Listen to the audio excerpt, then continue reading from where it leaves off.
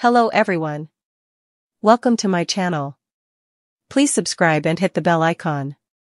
What's next for Young and Restless Jordan and Claire, plus, Lily's path forward, and the most repetitive storyline ever.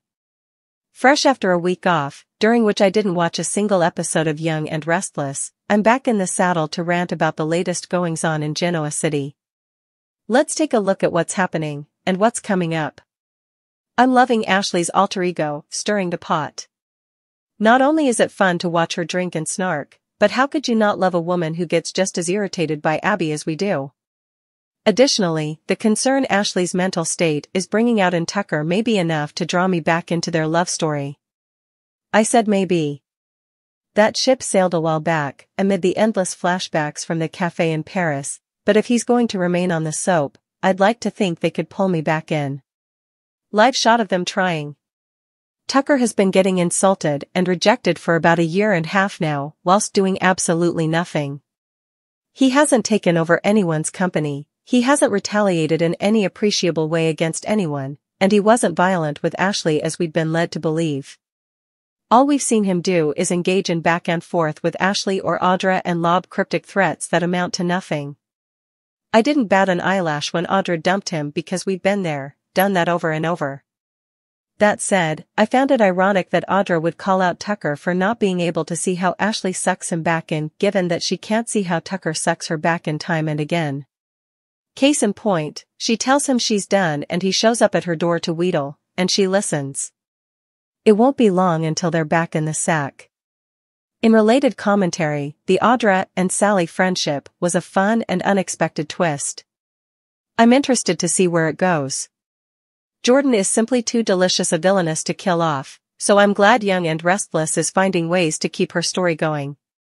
With that said, it was totally weird for Victor and Nick to leave her locked up in a dungeon when they're all too well aware of her Houdini-like ability to escape.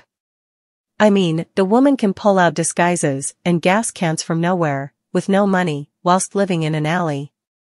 The preview for next week shows Victoria, Claire, and Nikki paying Jordan a visit at her squalid little hole in the wall, and it looks like a perfect opportunity for her to make a run for it, if you ask me. Will she succeed in doing so? We'll have to tune in to find out. Personally, I like the idea of crazy Aunt Jordan lurking out there waiting to strike a la Sheila Carter. I'm not a fan of the way Claire's story has played out, simply because I would have liked to see the writers lean into the darker side a little longer before dropping her into a fairy tale life with the Newmans. There was a drama-filled dynamic begging to be explored in the similarities between Claire's situation and Adam's, which would have created conflict for Victoria and the family, and instead we're getting Adam being a pill and Claire as Mary Poppins.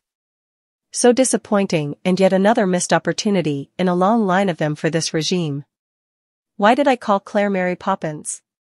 Because it looks as though her future is as Harrison's next nanny. The writing is on the wall. Watch for more on what's ahead for Claire next week. In related commentary, Mariah and Tessa's sudden decision to leave the ranch and find a house of their own screams one thing to me. Victoria, Cole, and Claire playing happy family in the tack house. Just as we were getting all, lathered up about Summit's Young and Restless put Summer back in Kyle's orbit. This definitely signals trouble for Chance and Summer's new relationship.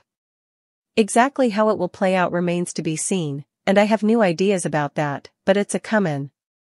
Watch for a follow-up story to this one next week.